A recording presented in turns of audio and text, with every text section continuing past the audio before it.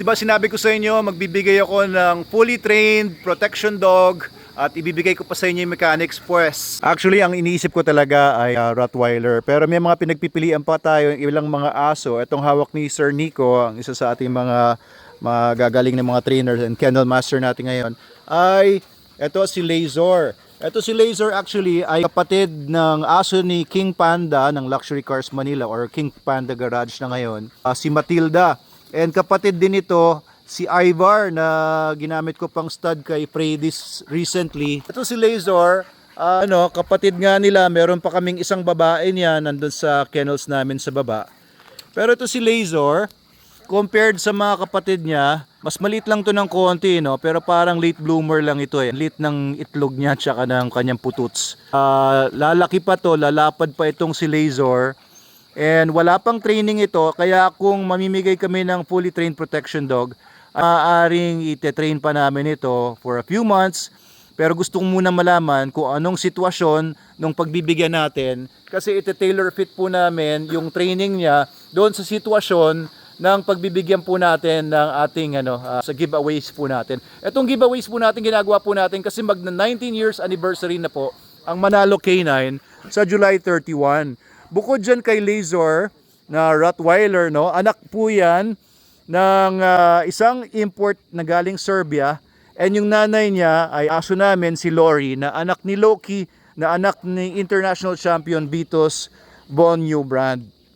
So maayos yung kanyang kalusugan. Bata pa ito, nasa mga 15 months. And ayan, hindi pa siya fully matured. I think malayo pa ang kanyang i-mature, kaya ideal yung ganitong age para sa mabibigyan natin kung sila ay may mga kids, may family, magiging stable siya sa kanyang magiging bagong pamilya. Pero if yung pagbibigyan natin ay PWD or mga nasa service daw, mga men in uniform na depende, no, kung sinong pagbibigyan natin, ideal din ito. Ayan, si Lazor. Ito namang isa, si Dory, isang Dutch Shepherd na anak ng aso namin, si K9 Gordon. At saka ang nanay naman ito ay si K9 Darna. Etong si Dory, iniiwan ko po, no, hindi ko binenta. May mga nagkagusto na dito before. Gusto nilang bilhin sa akin. Pero siya at parang tatlo pa, no, yung kapatid niya nandiyan sa baba. Hindi namin binenta dahil gusto ko talaga yung bloodline nito. And si K9 Gordon, tsaka si K9 Darna ay binili ko sa kaibigan ko na si Sir Allen Karamihan. Ayan, ito na po yung mga anak natin, Sir Allen, na dating nag-work sa PSG or Presidential Security Group, K9.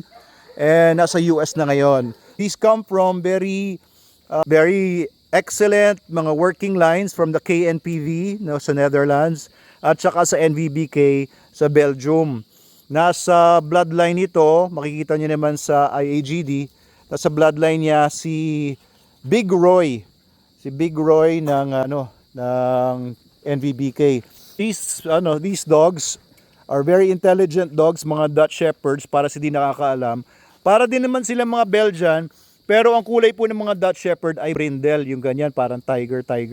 Pero actually yung mga breeders naman sa KNPV ay nagbe-breed, nag-interbreed sila, nagko-crossbreed sila ng mga Dutch Shepherds, mga German Shepherds, and mga Belgian Malinois. Wala namang problema sa kanila yon kasi ang kanilang purpose, kagaya din naman namin dito sa Manalo K9, is to produce the best dogs, whatever breed they may be in, whatever purebred man sila or crossbreed. Ang importante kasi sa amin is yung performance.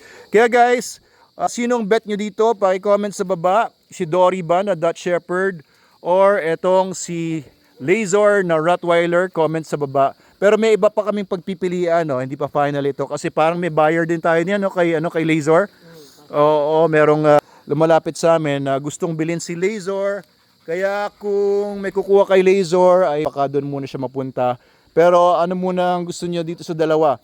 And siguro sa mga susunod na mga araw, pakita din natin yung iba pang mga options na pwede nating bigay doon sa talagang kailangan ng protection dog pero maaring hindi nila kaya or maaring wala pa sa plano nila. Pero kailangan din yung makakuha, kaya nyo rin ibigay yung pangangailangan ng aso kasi po yung pag-aalaga po sa mga asong ganito ay siyempre may kaakibat po na gastos din po yan. Papakainin nyo ng maayos na pagkain. I-vet po ninyo kapag kailangan po nilang dalhin sa veterinarian. And of course, may iba pang mga costs yan pag-aalaga ng mga dogs.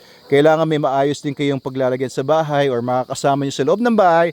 At hindi po kami magbibigay ng aso na ito. Ang gagawin nyo lang, ikukulong nyo lang sa cage sa labas. Sayang naman po yung talino ng aso at yung quality ng aso na bibigay namin. Kung ilalagay nyo lang sa malit na cage, sayang lang. So hindi po namin i-allow na mapunta yung mga dog namin sa ano lang, ganun lang, parang nakakulong lang. Kaya po iti-train po namin ng husto ito para ma-enjoy nyo po talaga sila. And kapag fully trained naman po, ay hindi po sila unruly sa bahay, madali po silang pagsabihan, hindi po sila maninira ng mga gamit, mananakit sa anak ninyo, madali silang kausap. Kaya kung ano naman, kung whatever naman ang ano niyo, kalagayan ninyo, may mga dogs kayo, ipatrain nyo po. Comment lang po kayo sa amin or PM po kayo sa amin kung gusto niyo magpa-train ng aso po. Willing naman po kami na tumulong sa inyo. Free ang consultation.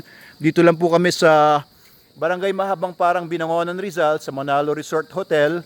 Ayan, ito po ang aming training site. Ayan yung training grounds namin. These are the two of the dogs na pinag-iisipan ko na ipang giveaway. Okay po ba? Ayan sila. Again, which is your pick? Si Laser na hawak ni Sir Nico or si Dory na hawak ni Ma'am Harleen? Pero syempre may iba pa tayong mga choices. Tignan po natin. As for the training po na ibibigay namin doon sa fully trained protection dog, depende po yon sa makikita po nating pangangailangan noong pagbibigyan po natin. So it could be dumediretso siya until PL3. Yung PL3 po natin, advanced protection yun, talagang kompletong-kompleto na po yun, and may OL3 na rin po yun, or obedience level 3 natin. So lagay ko sa screen ninyo yung mga posters may kinalaman sa PL3 at saka OL3. Ayun si Violet, yung kalapati namin. Anyway, yung iba naman po, hindi naman nila kailangan ng ganong fully trained na aso, baka OL2 and PL2 ang ibigay lang natin. Depende, no? Tignan natin kung ano po yung pangangailangan. Noong mananalo or pagbibigyan natin ng fully trained protection dog mula dito sa Manalo K9. Okay, maraming salamat po. At alam ko may mga haters tayo na minamasama itong ginagawa natin. Pero actually ko, gusto ko lang din talaga na ma-experience ng iba. At syempre may promote din namin sa mga videos na kagaya nito yung mga kayang gawin ng protection dog, na kung may protection dog ka talaga, kampante ka talaga sa loob ng bahay mo. Kampante ka sa loob ng bahay mo, kampante ka na yung pamilya mo, maiwan-iwan mo kasama ng aso, kahit na yung mga kapitbahay mo or neighborhood mo ay hindi ganun ka-safe. Talaga napakaganda talaga na may protection dog. Yun po ang gusto ko i-promote.